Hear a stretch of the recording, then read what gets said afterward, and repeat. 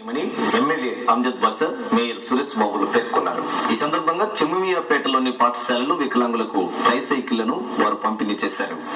అనంతరం వారు మాట్లాడుతూ స్నేహబంధం సేవా సంస్థ ఆధ్వర్యంలో పేదలకు, అభాగ్యులకు, వికలాంగులకు సేవా కార్యక్రమాలు చేయడం సంతోషకరమన్నారు. నిరుద్యోగంతో బాధపడుతూ కూడా యువత స్నేహహస్తం స్వచ్ఛంద సంస్థను స్థాపించి దాతల సహకారంతో అంకిత భావంతో పేదలకు సేవ చేయడం గర్వించదగ్గ విషయమన్నారు. భవిష్యత్తులో స్నేహబంధం సేవా సంస్థ ఆధ్వర్యంలో మరిన్ని సేవా కార్యక్రమాలు చేపట్టాలన్నారు. ఈ కార్యక్రమంలో చైర్మన్ శ్రీనును ప్రత్యేకంగా అభినందించారు. స్నేహబంధం స్వచ్ఛంద సంస్థ ఆధ్వర్యంలో ఈనాడు కడప నగరంలో వికలాంగులకు సుమారుగా 9 మంది వికలాంగులకు ట్రైసైకిల్స్ పంపిణీ చేసే కార్యక్రమానికి ఇవాళ మేయర్ గారు, మరియు స్థానిక కార్పొరేటర్ గారు, మరియు ఇన్ఛార్జ్ అయిన హరి గారు, మరియు ఈ స్నేహబంధం స్వచ్ఛంద సంస్థ చైర్మన్ అయిన సీను గారు మరియు వాళ్ళ మిత్రబృందం అందరూ కూడా పాల్పంచుకోవడం జరిగింది. నిజంగా ఇదొక బృహత్తరమైన కార్యక్రమం.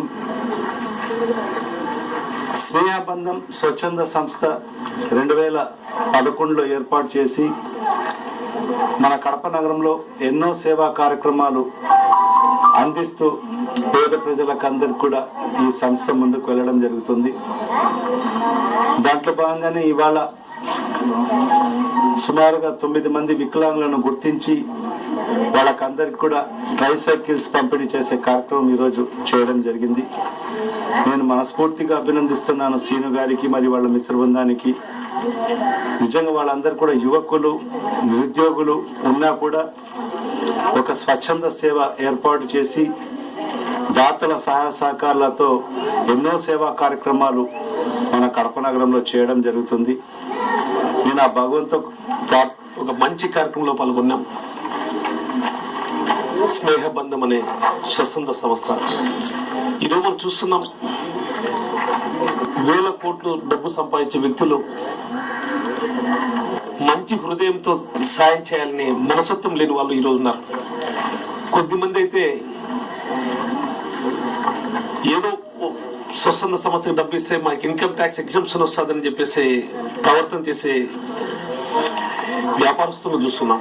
కానీ ఒక పేద కుటుంబంలో పుట్టి ఒక మిత్ర బృందంతో అన్ఎంప్లాయ్మెంట్,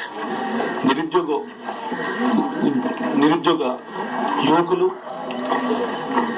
ప్రతిరోజు కార్పొరేషన్ చుట్టూ, మండల ఆఫీస్ చుట్టూ, కలెక్టర్ ఆఫీస్ చుట్టూ తిరిగే వాళ్ళని చూసి చెల్లించి ఒక స్వచ్ఛంద సంస్థ స్థాపించి 10 మందికి సేవ చేయాలి అనే సంకల్పం కలగడం ఈ స్నేహబంధం స్వచ్ఛంద సంస్థలో సభ్యుల్ని అభినందించాలి.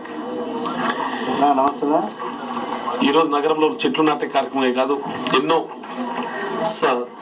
చూసి వీళ్ళ చేతిరైనంత వీళ్ళు కష్టపడి సంపాదించిన దాంట్లో పోగు చేసుకొని తన మిత్రుల ద్వారా కొంతమంది తీసుకొని ఇలాంటి మంచి కార్యక్రమం చేయడం దేవుడు వీళ్ళకి ఇచ్చిన ఒక మంచి హృదయం ఇచ్చారు.